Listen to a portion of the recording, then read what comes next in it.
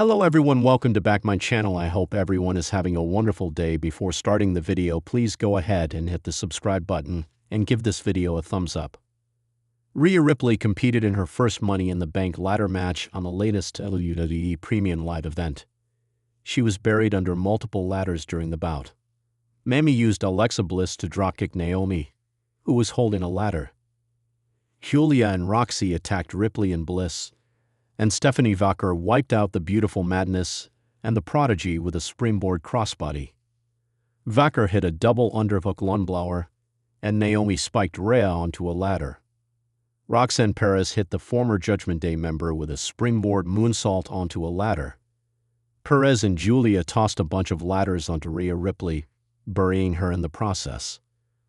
The two former NXT stars then dropped Alexa Bliss onto the side of a ladder, and Rhea rose from the ashes and took out Julia. Stephanie Vacher hit Mamie with a devil's kiss on top of a ladder, and the Dark Angel nearly grabbed the briefcase, but Roxanne Perez stopped her. Alexa Bliss and Roxy performed the sunset flip on top of a ladder in stereo. In the end, Naomi pushed Bliss and Rhea off a ladder, climbed up, and retrieved the briefcase. This was Rhea Ripley's first ladder match in WWE, but she was unable to get the win. In what was supposed to be a triumphant comeback and milestone moment for the Eradicator, Rhea Ripley found herself in the heart of chaos and controversy at WWE's Money in the Bank 2025 event. Ripley, returning to action after months of speculation, stepped into the unforgiving spotlight of her first-ever women's Money in the Bank ladder match. But what followed was a night she and the WWE Universe won't soon forget. Ripley, who had been absent from competition since shortly after WrestleMania 41 due to an injury angle involving Liv Morgan, made her official return to WWE programming just 3 weeks before Money in the Bank.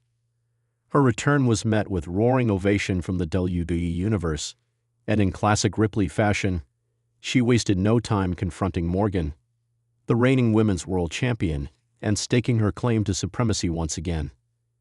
However, when Adam Pearce announced that Ripley would have to earn her way back to the top by entering the grueling ladder match, few expected the events that unfolded. The 2025 Women's Money in the Bank match was stacked with intensity and talent. Alongside Ripley were Tiffany Stratton, Zoe Stark, Shotzi, Lyra Valkyria, and Roxanne Perez. From the moment the bell rang, it was clear that the other competitors had come prepared to neutralize WWE's most dominant female star in recent years. Ripley opened the match with a thunderous double clothesline that flattened Stark and Valkyria, immediately re-establishing her presence. She manhandled Shotzi over the announce table and even dared Stratton to hit her with a steel chair, a dare the self-proclaimed center of the universe nervously accepted. For a brief stretch, it looked like Rhea Ripley would bulldoze through the field and climb to the top of the WWE Women's Division once again. But then the match took a dark turn. Midway through the battle, as Ripley began climbing the ladder with the briefcase in sight, she was shockingly pulled down by Tiffany Stratton, who immediately executed a breathtaking moonsault onto Ripley's injured shoulder. The crowd gasped as Ripley crumbled to the mat in agony. But the assault didn't end there. Zoe Stark quickly followed up with a brutal spinning knee to Ripley's temple, and before the referee could check on her, Roxanne Perez and Lyra Valkyria each grabbed a steel chair and sandwiched Ripley's shoulder in a coordinated attack. Commentary was stunned silent. The fans in Toronto erupted in boos, and Rhea Ripley? She lay motionless beneath the wreckage of ladders in betrayal.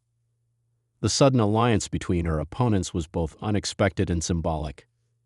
This wasn't just about the briefcase, Michael Cole declared on commentary. This was about making sure Ripley doesn't come back to take everything from them again.